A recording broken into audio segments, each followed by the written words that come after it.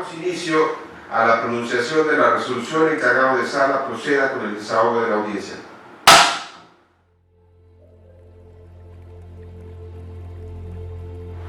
El presente asunto versa sobre un incidente de pretensiones deducido de un juicio oral de divorcio unilateral, donde la juez determinó que en la extinta sociedad conyugal de las partes no existe bienes que liquidar. Se condenó al demandado al pago de una pensión alimenticia definitiva a favor de su hija de identidad reservada del 80% mensual del salario mínimo general.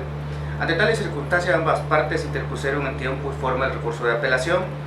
Por técnicas jurídicas se procedió a examinar el recurso realizado por el deudor alimentario, que manifestó que no está de acuerdo con el porcentaje de la pensión alimenticia fijada en la sentencia definitiva, y por otro lado está conforme con la liquidación de la sociedad conyugal, ya que la resolución le favorece, pues los bienes quedaron bajo su propiedad.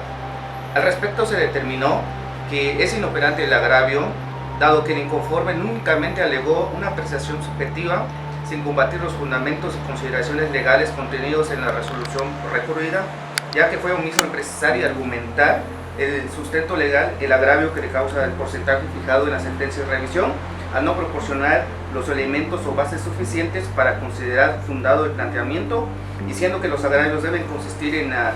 expresión de la lesión de un derecho cometido en una resolución judicial por haberse aplicado indebidamente la ley o por haberse dejado de aplicar la que rige al caso concreto. Por tanto, queda claro que no basta la mención genérica de un tema en vía de agravio para que el Tribunal de Alzada tenga que realizar el pronunciamiento de fondo, sino que es preciso que indique el hecho, la omisión y el motivo de la infracción legal, lo cual supone que de no reunir esa condición mínima puede calificarse como agravio inoperante,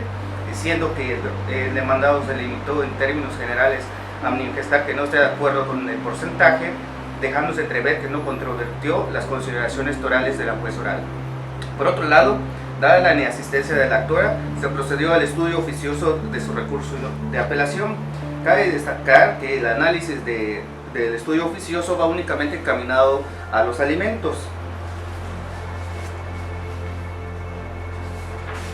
En principio es dable establecer que para la procedencia de la acción de alimentos se requiere que se acrediten tres elementos, que son la obligación del demandado a proporcionar alimentos, la necesidad de la acreedora alimentaria para recibir alimentos y la capacidad económica del deudor alimentario, con la excepción que cuando se trate de alimentos a favor de menores de edad o incapaces no es requisito que se acredite el elemento de necesidad, ya que de conformidad con el numeral 849 bis del Código Civil del Estado gozan de la presunción de necesitarlos.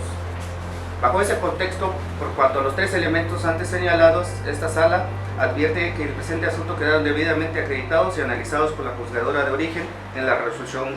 impugnada. Por lo tanto, la pensión alimenticia definitiva decretada a favor de la acreedora se considera ajustado derecho para cubrir los rubros que integran el concepto de alimentos. Se dice lo anterior dadas las gestiones realizadas oficiosamente por la juez primaria para recabar las pruebas con la finalidad de conocer las retribuciones del deudor alimentario, sin que se haya demostrado, pero se acreditó que se desempeña como jornalero en el campo de su padre. Ante tales circunstancias, se considera correcto que la juez natural haya considerado que el deudor tiene capacidad para realizar un trabajo y poder otorgar alimentos a su hija, en virtud de que en materia de alimentos no existe precepto legal que determine en forma precisa, concreta y como regla general el porcentaje que debe fijarse al deudor para cumplir con su obligación, y es al juzgador, en todo caso, corresponde decretarlos.